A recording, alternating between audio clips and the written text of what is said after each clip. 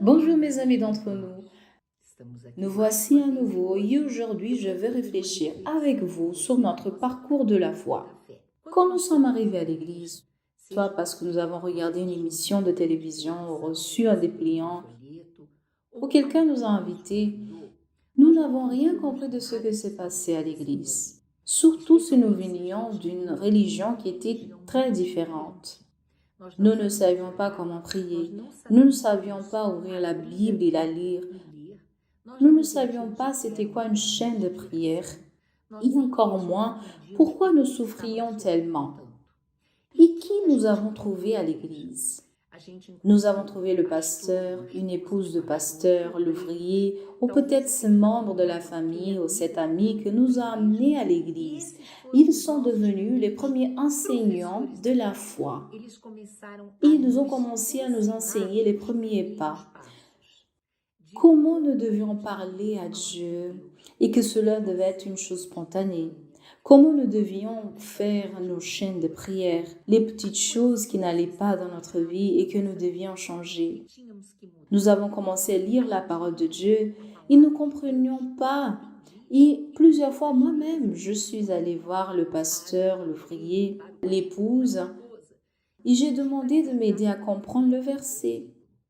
Peut-être vous avez connu cette époque où nous recevions des promesses dans l'Église, la promesse de Dieu pour votre vie.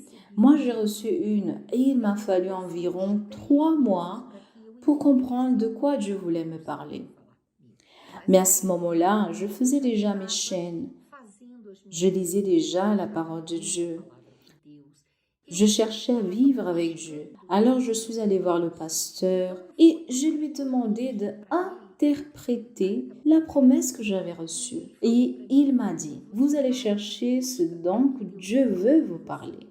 Quand nous arrivons à l'église, nous disons généralement, pasteur, priez pour moi. Ouvrier, priez pour moi. Un tel, priez pour moi. C'est tout à fait normal parce que nous traversons tellement de luttes et nous ne savons même pas par quoi commencer à prier. On ne sait même pas par où commencer dans ce parcours de la foi. On finit par dépendre de quelqu'un, du soutien spirituel des autres. Et ce n'est pas dans cette situation qu'on doit rester longtemps ainsi. Car le dessein de l'homme de Dieu et de la femme de Dieu, soit le pasteur, soit l'ouvrier, cette personne qui vous a amené est certainement de vous amener à connaître Dieu, à avoir une vie avec Dieu, avoir une expérience avec Dieu, sans dépendre de qui que ce soit.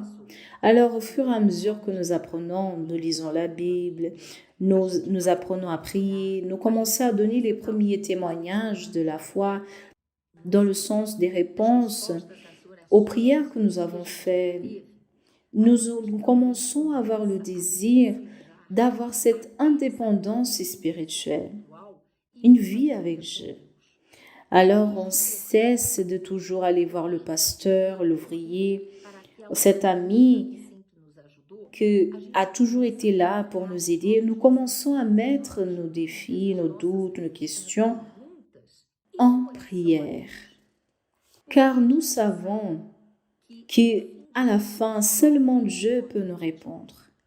Et à partir de là, nous ne disons plus « Priez pour moi ». En étant épouse de pasteur, je peux vous garantir que nous prions pour vous toujours. Mais le plus important est de vous amener à dépendre de Dieu, à prier pour votre vie, pour vos problèmes, directement à Dieu. Le but de chaque homme et femme de Dieu n'est pas d'être un intermédiaire entre vous et Dieu. Ce n'est pas d'être un life coach. C'est d'être quelqu'un qui vous présentera le Dieu le Père, le Dieu le Fils, par le Saint-Esprit, et en eux, vous recevrez la vie. Comme dit le verset de 1 Timothée 2, 5 et 6. C'est très clair. Car il y a un seul Dieu, un seul médiateur entre Dieu et l'homme, Jésus-Christ, qui s'est donné lui-même en rançon pour tous. C'est là le témoignage rendu en son propre temps. Nous voulons que vous ayez un seul médiateur, qui est le Seigneur Jésus. Il est le pont, il est le lien entre vous et Dieu. Lorsque vous faites d'un autre homme, femme, votre appui spirituel, vous pouvez être déçu, car en étant une personne physique, nous faisons des erreurs. Nous pouvons vous décevoir. Et beaucoup de gens ont quitté l'Église parce qu'ils n'ont pas établi ce lien direct. Et ce lien direct avec Dieu, à travers le Seigneur Jésus. Ils ont élu des médiateurs qui ont des défauts, qui ont des péchés, pour répondre à leurs besoins. Tout homme et femme de Dieu souhaite que ceux qui sont venus à l'Église, les âmes qui ont été appelées à faire qu'un seul avec le Père par le biais du Seigneur Jésus. Alors de nos jours, plusieurs fois, ceux qui ont grandi dans leur foi, dans leur parcours de la foi, ils ne disent plus « Priez pour moi ». Ils disent plutôt « Priez avec moi en faveur d'eux ». Et beaucoup de ceux qui ont déjà cette vie avec Dieu, qui ont acquis cette indépendance, ils ont fait du Seigneur leur médiateur, ne demandent même plus de prière. Alors, n'est-il pas important d'aller à l'église? N'est-il pas important d'assister à une réunion? De recevoir des conseils du pasteur?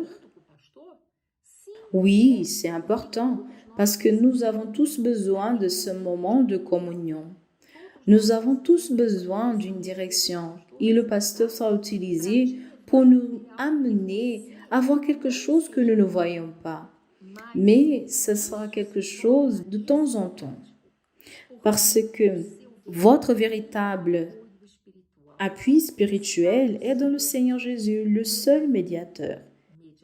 Il vous donnera les réponses, il vous renouvellera, il vous fera comprendre sa propre volonté pour votre vie. Il vous révélera les plans qu'il a pour vous. Il vous enseignera par le Saint-Esprit toutes choses. Lorsque nous dépendons de l'homme, nous sommes très limités, parce que l'homme est limité.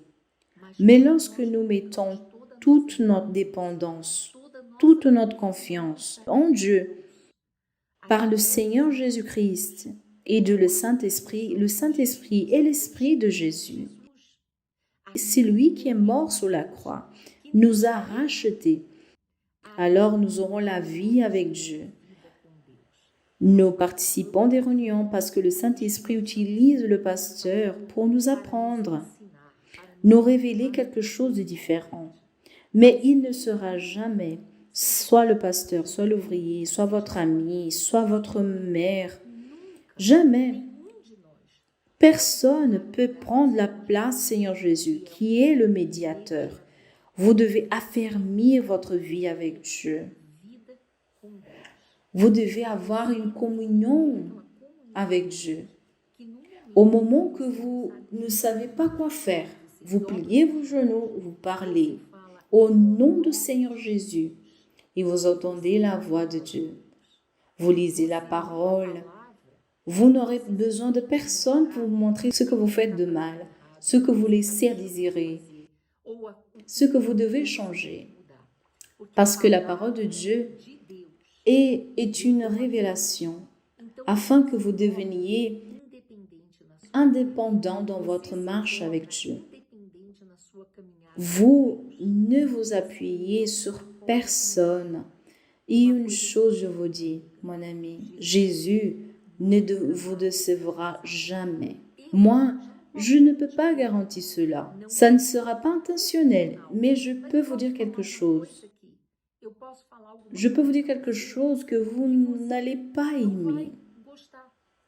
Mais le Seigneur Jésus, même si vous n'aimez pas ce qu'il vous dit et que vous le mettez en pratique dans votre vie, votre vie changera. Alors faisons une chose. Changeons notre procédure. Ne disons plus, priez pour moi un tel. Disons plutôt, priez avec moi. Ou prenons en main la responsabilité de notre vie avec Dieu. Et vous verrez, vous aurez des expériences merveilleuses parce que Dieu a beaucoup plus à vous donner. Plus que n'importe quel homme ou femme de Dieu. Que Dieu vous bénisse et que vous atteigniez cette maturité dans la marche de la foi. Je m'appelle Marcia et je vous parle de Johannesburg, l'Afrique du Sud. À la prochaine, que Dieu vous bénisse. Au revoir.